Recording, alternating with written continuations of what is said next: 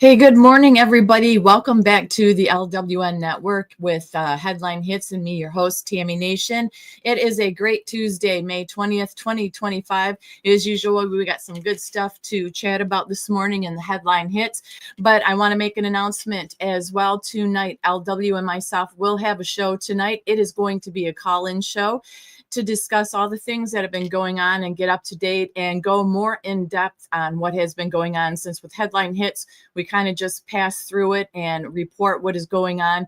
But it is always great and good to have a discussion with you, the listener, the viewer, and have you guys call in and see what you have to say, what your opinions are, what you possibly have found out on your own as well. So we will be going live tonight, LW and myself. It'll be 8 p.m. Eastern Standard Time tonight to do a call-in show. So please join us if you can. We'd love to hear from you. We love chatting with you guys. And, it is one big community, and we need to get through all this together because, boy, each and every day, and we've been saying this for a few years now, that we don't think it can get any crazier. And it really has, including with the postings and the findings of President Trump's administration, Kash Patel and Dan Bongino.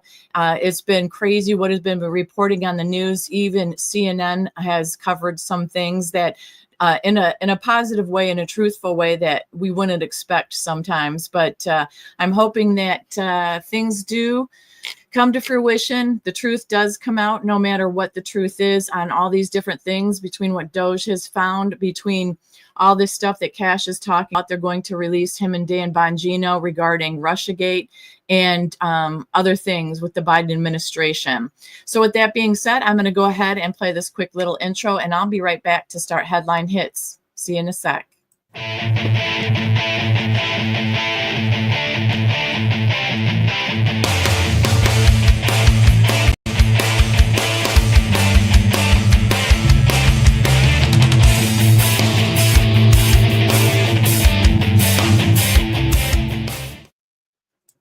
First up, this can get buried in the news very easily because of Trump's Middle East trip and all the things going on with that, along with the big, beautiful bill. But this is very interesting. CBS News President Wendy McMahon did abruptly resign on Monday amid President Trump's $20 billion lawsuit against the network's parent company, Paramount, for deceptively editing a 60 minutes interview with Kamala Harris. Do you guys remember all that went on with that interview? Well, it's become clear that the company and I do not agree on a path forward, Wendy McMahon said.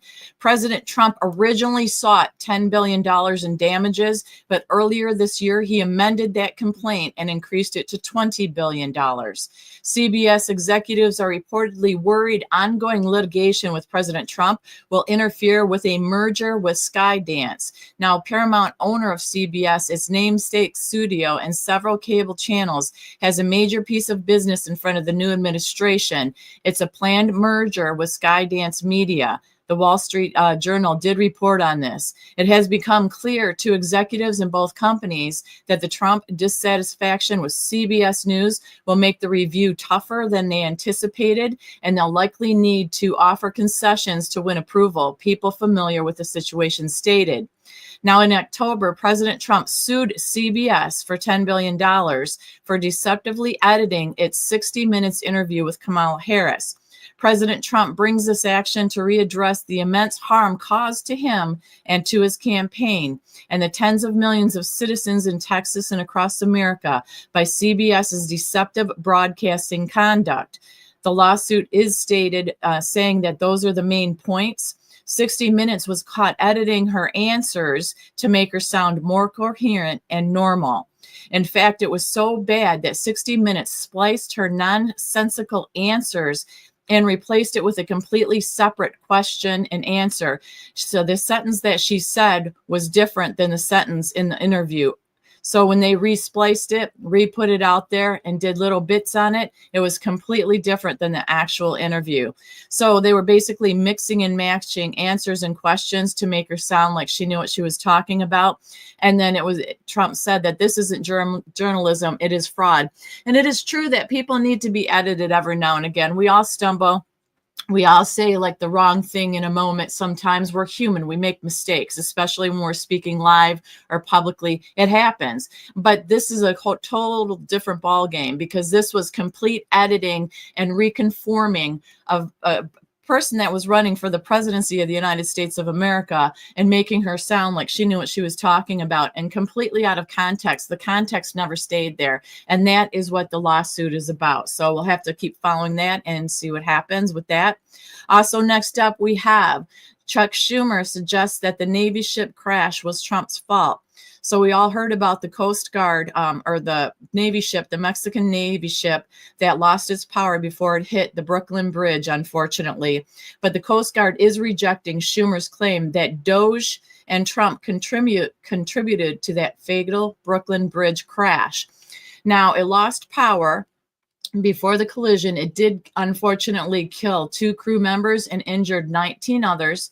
Chuck Schumer suggested that the Department of Doge government efficiency may be at least partially responsible for a Mexican Navy ship that crashed into the bridge on Saturday night. He made that claim in a press release on Sunday, saying that he had been briefed on the details of the deadly crash, which left those 2 people dead and over a dozen more injured. So Schumer argued that a U.S. Coast Guard system may have been operating at partial capacity due to a Doge hiring freeze at the Department of Homeland Security. But the Coast Guard itself says the system was fully functional during the incident. Now, we know that the Trump administration has been meddling in the U.S. Coast Guard operations, he stated, from staffing to command and comms. And I have the general sense of a Doge dysfunction in parts of the Coast Guard, to put it mildly, Chuck Schumer wrote in a statement. After being fully briefed on last night's Brooklyn Bridge accident, one thing is very clear. There are many more questions than answers as to how the accident occurred and whether it could have been prevented. Now, Schumer went on to point to the Doge implemented hiring freeze at the U.S. Coast Guard, arguing that could have impeded the Coast Guard's vehicle traffic system. That's what VTS is. It works in a similar fashion to the air traffic control system. There are indications that this service, called the VTS, may have not been fully or adequately functional. In light of that hiring freeze, we don't know the answer to that question. We need answers. If this were the case, Brooklyn Bridge accident could have been a national harbinger demanding immediate attention, Schumer said. So the current hiring freeze at the Department of Homeland Security, which the Coast Guard is part of, may have limited the ability of the Coast Guard to fully staff up at the VTS, the Vehicle Traffic Service, the shore-wide system that provides, quote, air traffic control for the seas, especially in congested areas in restricted waters like New York Harbor, Schumer added. The Coast Guard did indeed fully reject Schumer's claim in a statement of its own. Furthermore, there were no other ships involved in Saturday's crash that would have involved the VTS, proving that the VTS system was fully functional during the incident and fully operating in accordance with established procedures to manage commercial traffic and facilitate safe navigation. So with everything going on in this world, and you really try to see both sides of every story, both sides of the left and the right and what's going on in this world. But when you have the Democrats coming out like this and blaming Doge and blaming Trump for something like this, it is absolutely nonsensical and ridiculous. It's just like they're throwing mud at the wall, trying to see what is going to stick. So like I said, the Coast Guard did reject that report and statement that and claim that he made immediately. Next up, we have the continuation of Russia and Ukraine, because Russia did bombard Ukraine with drones hours after Trump announced peace talks with Putin on Sunday it was. So on Sunday, Russia did fire a total of 273 exploding drones and decoys targeting Ukraine's Kiev and that Donetsk region, according to Ukraine's Air Force. Of those, 88 were intercepted and 128 lost, likely being electronically jammed. The barrage was the biggest drone attack since the start of Russia's full-scale invasion in February of 2022. It came after Trump said he would be speaking by telephone to President Vladimir Putin of Russia on Monday at 10 a.m. regarding the war in Ukraine. So the subject of the call is going to be stopping the bloodbath that is killing on average more than 5,000 Russian and Ukraine soldiers a week, and trade, Trump wrote on Truth Social on Saturday. He said, I will then be speaking to Zelensky, and also I will be speaking to Putin, both. And he said various members of NATO as well. He said, hopefully it'll be a productive day. A ceasefire will take place, and this very violent war that should have never happened will end. So this all happened as a precursor to the conversation that Trump did end up having with Vladimir Putin. So he had a 2.5-hour phone call with him yesterday, and the president did say it went very well. So Russia and Ukraine will immediately start negotiations towards a ceasefire and, more importantly, an end to the war, the president stated. Now, the conditions for that will be negotiated between the two parties, as it only can be, because they know the details of a negotiation that nobody else would be aware of. The tone and the spirit, the president said, of the conversation were excellent. If it wasn't, I wouldn't say now. I would say so. I would tell you now rather than later. So Russia wants to do a large-scale trade with the United States when this catastrophic bloodbath is over, and I agree that there is a tremendous opportunity for Russia to create massive amounts of jobs and wealth. Its potential is unlimited. Likewise, Ukraine can be a great beneficiary on trade, and the process of rebuilding its country. Negotiations between Russia and Ukraine are going to begin immediately. He said, I have so informed Zelensky, the president of Ukraine, Ursula Derlin, President of European Commission, President Emmanuel Macron of France, Prime Minister Giorgia Meloni of Italy, Chancellor Friedrich Merz of Germany, and President Alexander Stubb of Finland. He called all of these people, and immediately after the call with President Putin, the Vatican is also represented by the Pope, has stated that it would be very interested in hosting negotiations.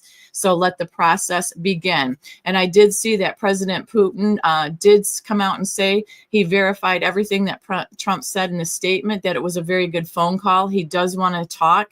He hopes that it ends well. And all these other people are going to be part of it as well. But President Trump is now out, done with the negotiation, apparently, for the time being.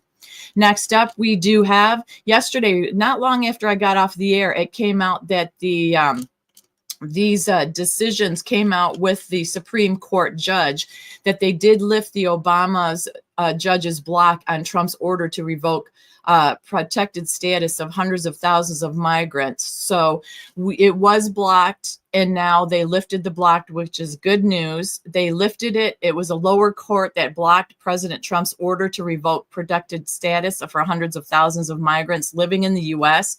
So the high court allowed the Trump administration to strip approximately, listen to this number, it's huge, 350,000 Venezuelans that are currently in the U.S. as their protected status. So 350,000 of them, that status is gone.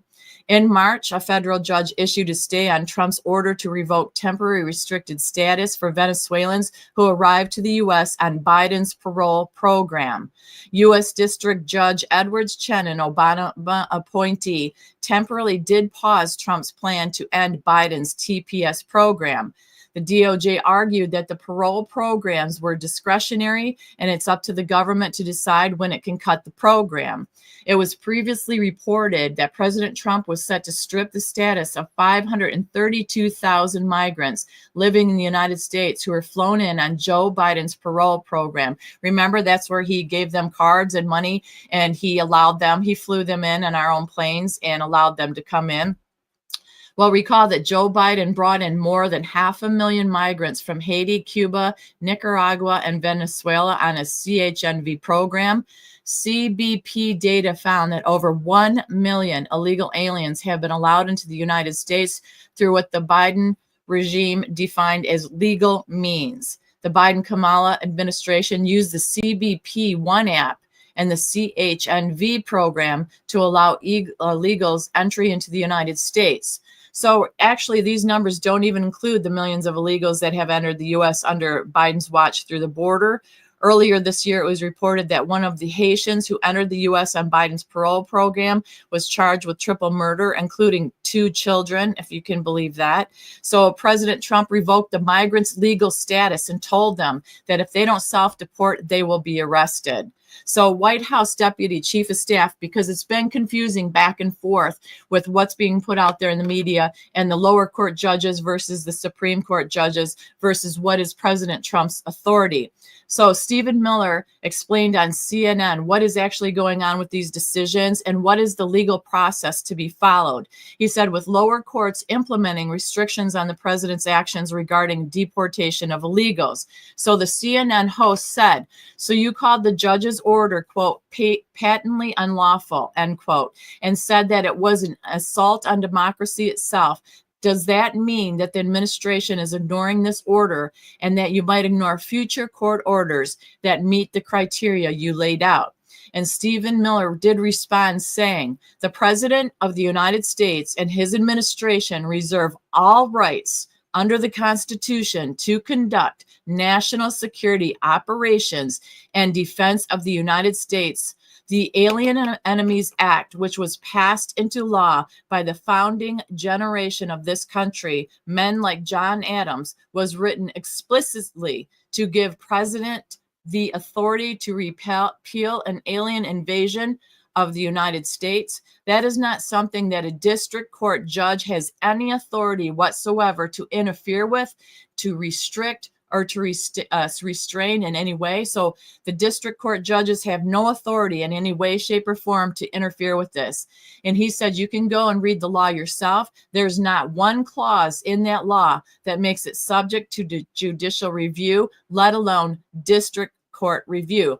So that's why it's important to understand this. This gets muddy and these laws are confusing. Not all of us are obviously scholars on the law and the different implementations that they have in these laws, depending on the court and what level and stuff like that. So it is really good to have Stephen Miller come out and explain it to us.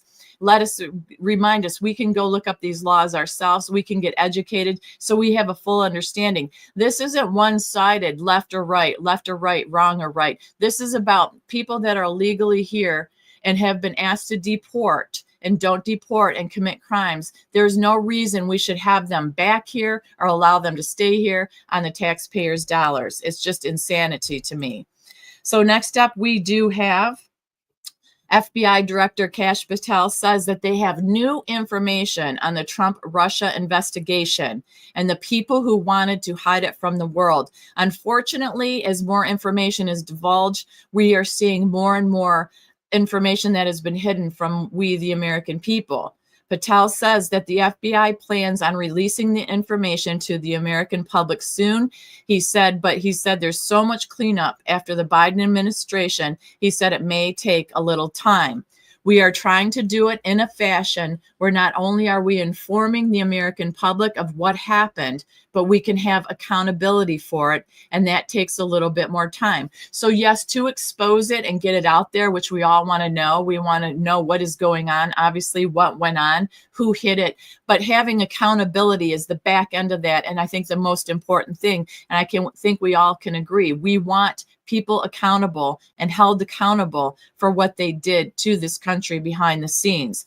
And this was very interesting that Kash said, I was the lead Russiagate investigator for the House Intelligence Committee, and I'm telling you and the American people that we have now found material and information and people who wanted to hide it from the world since we got in these seats. That's going to take a little bit more time. And when you layer on the fact that we are rolling out our priorities on violent crime and defending the homeland, we're running a 3-part animal and we're going 100 miles an hour on each and single one. Everything is a priority. So Dan Bongino also announced, due to the seashell 8647 incident from Comey, remember, former FBI director, he said they are now dealing with copycats sending cryptic threats to public figures and using the 86 reference.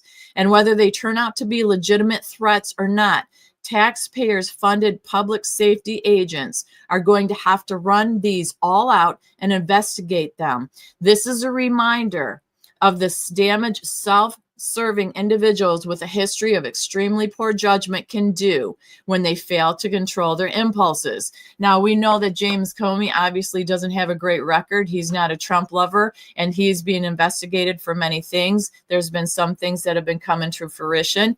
He's one of them that you would think would back away from any kind of controversy at all. And I think that's the difference with the 86 reference. I had spoke I think it was yesterday on the show that there was a reference and there's t-shirts selling 8646, which meant Biden. And, you know, there's controversy on both sides what 86 really means. It can mean just get somebody out of their seat. It can mean take somebody out in a no breathing anymore way, or just take them out of the position that they're held in. It is up for, obviously, like I said, discretionary opinions. But the thing is, you have to remember, when somebody puts something like that out there, who are they?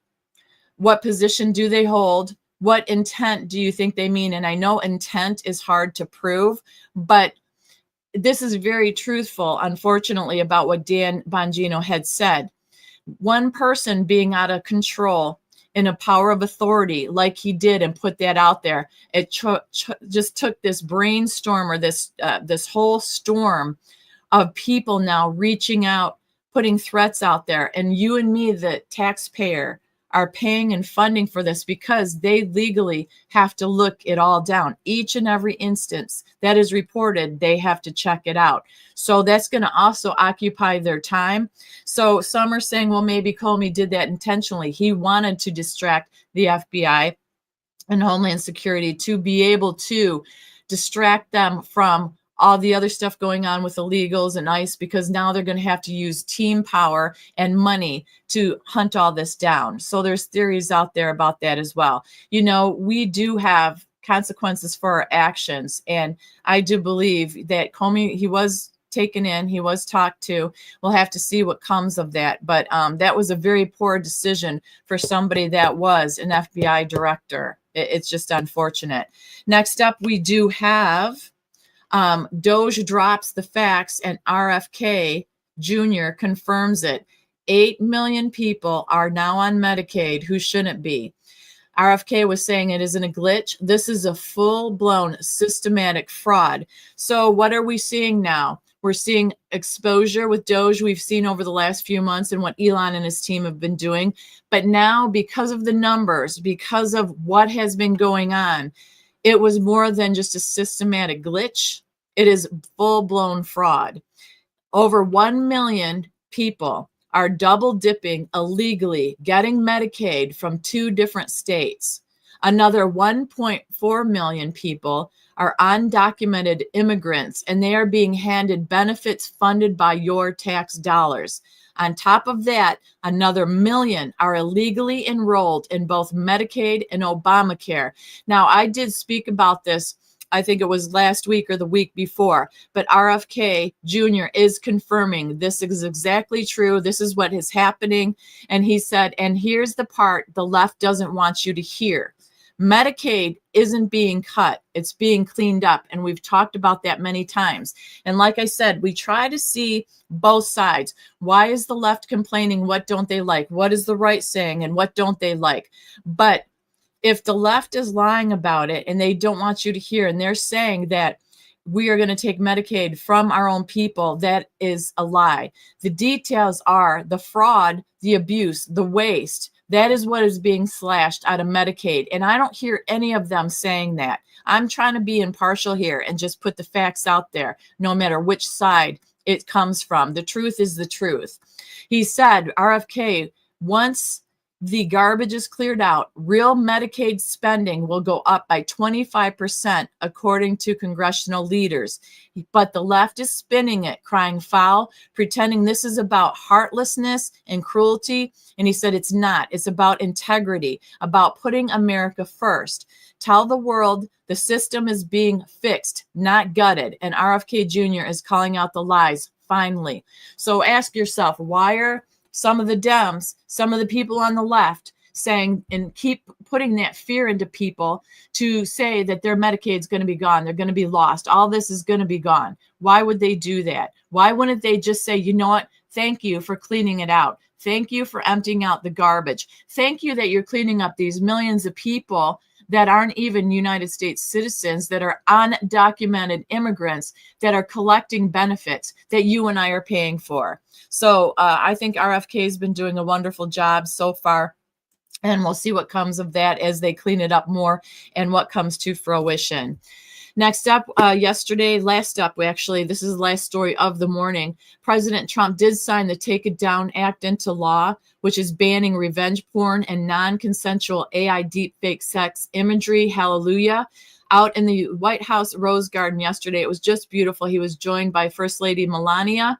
Melania did speak first, stating, "Good afternoon and welcome to the White House. It is an honor to join you here today for the signing of the Takedown Act, a national victory that is going to help parents and families protect children from online exploitation. This legislation is a powerful step forward in our efforts to ensure that every American, especially young people, can feel better protected from their image or identity being abused through non-consensual intimate imagery of INCII, artificial intelligence, and social media.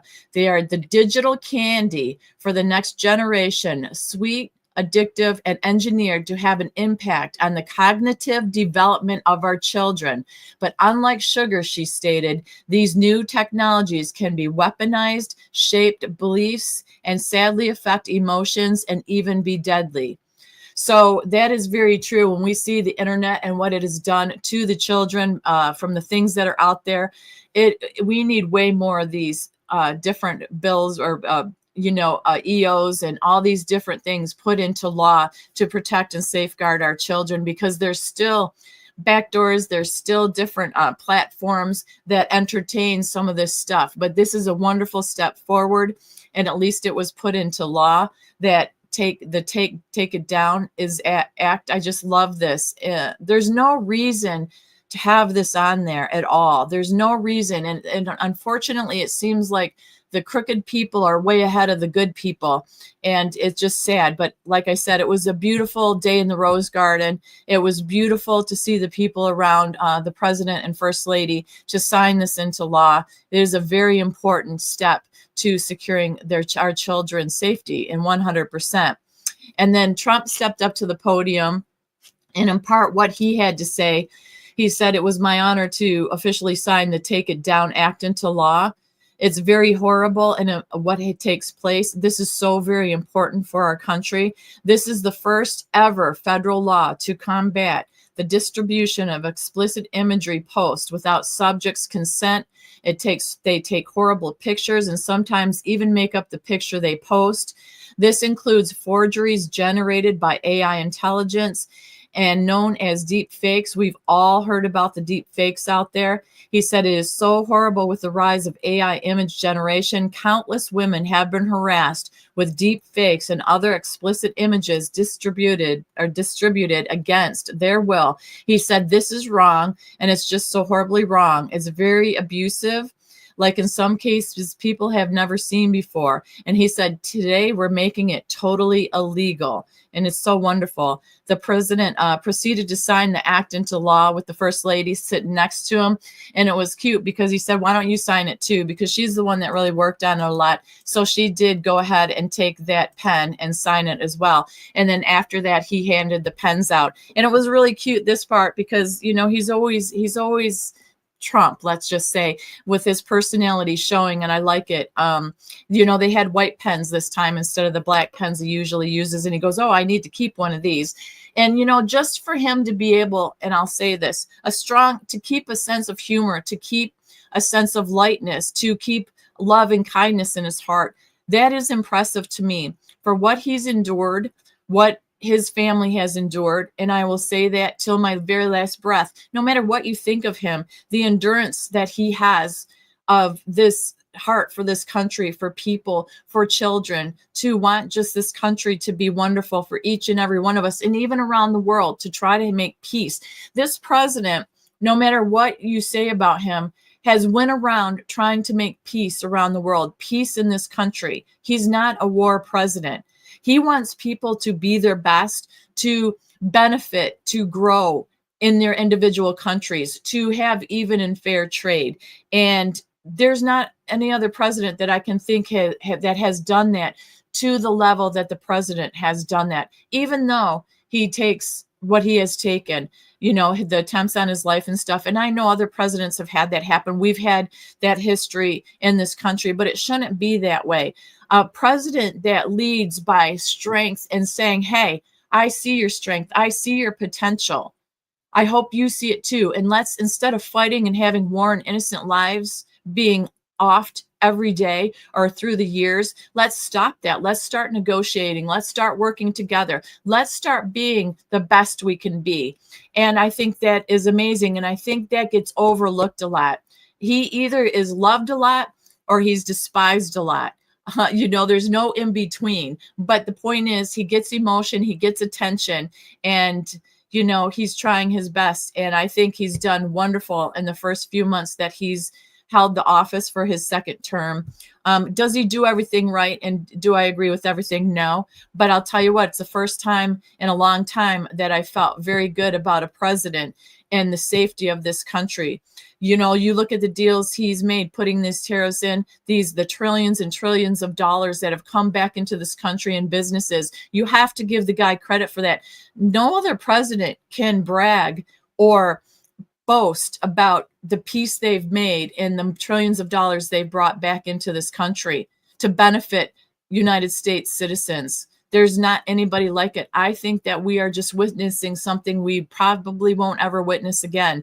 And if he can do it, if he can take all the stuff that he's taken from people, we surely can too. We can do our part by speaking up, by making sure that we make an educated vote when it's time to vote, by making sure that we do our research and we just don't believe things blindly, that we pay attention for our children, for our grandchildren, and for our own families. So every time we go and vote, or every time we do something and affect the people around us, it's in a positive educational way instead of out of emotion and just calling names. And I think that he's brought that to the forefront, and I think that's pretty amazing. So that's what I have for you guys today for Headline Hits, Tuesday, May 20th, 2025. Don't forget, if you didn't join me at the beginning, I will be on tonight at 8 p.m. Eastern Standard Time with LW. We both will be on the show tonight discussing all these different things I've been talking about in the news and what's been in the news in depth. It is a call-in show, so you guys are more than welcome to call in and share your viewpoint with us. We love to hear what you have to say, and I really look forward to talking to you guys tonight. So take care. God bless. See you at 8 p.m. Eastern Standard Time, and thanks for joining me this morning. I'll talk to you later.